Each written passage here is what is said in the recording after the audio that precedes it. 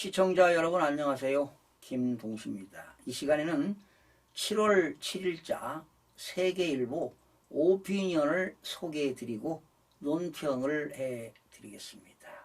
글 제목은 주차장 붕괴, 검단 아파트 전면 재시공, 언제까지 이럴 건가, 이런 내용입니다.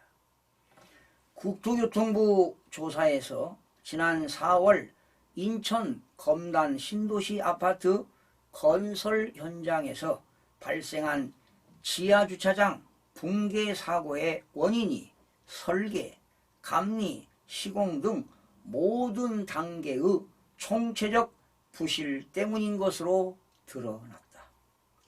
32개 기둥 중 19개의 기둥에서 철근이 빠졌고 콘크리트 강도도 기준 미달이었다.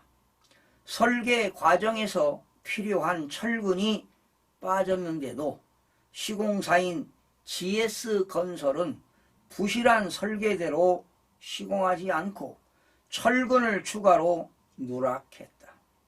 사고 부위의 콘크리트 강도까지 설계 기준 강도보다 30%가 낮은 것으로 측정됐다.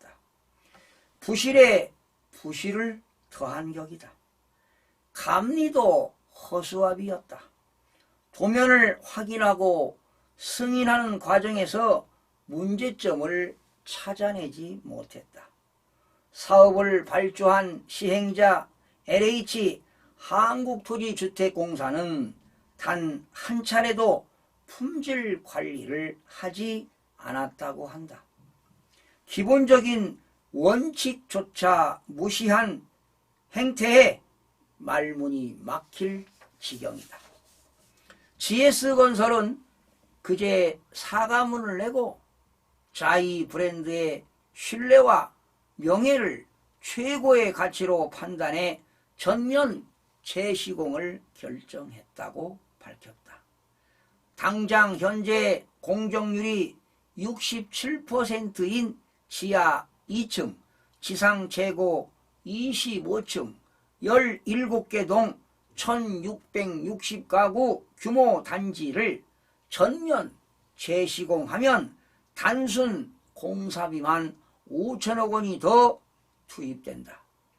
업계는 입주 지연 보상 등 추가 비용을 포함하면 1조 원의 재건축비가 들 것으로 보고 있다. HDC 현대산업건설의 광주 화정 아이파크 사고에 이어 역대 두 번째 전면 재시공이다. 정부의 정밀 안전진단 결과가 나오기 전 선제적 결단을 내렸다고 강변하지만 어찌 보면 당연한 일이다. 국내 건설시장 경쟁은 갈수록 치열해지고 있다. 기업의 신뢰 하락은 돈으로는 가치를 매길 수 없는 브랜드 가치, 주가 하락으로 이어진다. 혹독한 대가를 치르게 됐지만 인명피해 등 대형 사고로 이어지지 않는 걸 다행으로 여겨야 할 것이다.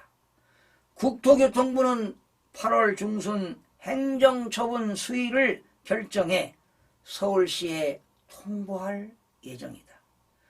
부실 시공의 경우 시공사에 대해 최대 6개월 영업정지, 1억 원 이하 과징금을 부과할 수 있다. 건설업 등록 말소 등 강력한 행정처분까지 가능하다. 광주 아이파크 사고 이후에도 후진적 사고가 반복되는 건 그간의 대책이 말에 그쳤다는 방증이다. 입주 예정 주민은 또다시 수년을 기다려야 한다. 책임을 철저하게 물어야 재발을 막을 수 있다. 국토교통부는 전국의 모든 건설 현장에 대한 특별 안전점검을 통해 설계와 감리, 시공 과정에서 부실 고리를 끊어내야 한다. 건설사들도 안전 품질 강화에 기업의 명운을 걸어야 할 것이다. 여러분 어떻게 들으셨습니까? 참 한마디로 어처구니가 없습니다. 설계, 시공, 감리가 총체적인 부실입니다. 여러분 엄중하게 책임을 물어야 되지 않겠습니까, 여러분? 설계 단계부터 시공, 감리까지 어느 하나도 제대로 작동하지 않았습니다. 주민 입주 후 만약에 붕괴 사고가 났다면 상상만 해도 끔찍한 일이 아닙니까? 정말 천만다행입니다. 지난 광주에서 HDC 현대산업개발의 화정 아이파크 붕괴 사고가 난 지가 지금 지난 작년 1월입니다. 이렇게 대형 건설사가 1년여 만에 또다시 이런 사고를 냈다는 것이, 그것도 명백한 하자를 아무도 걸러내지 못했다는 게 어처구니가 없습니다.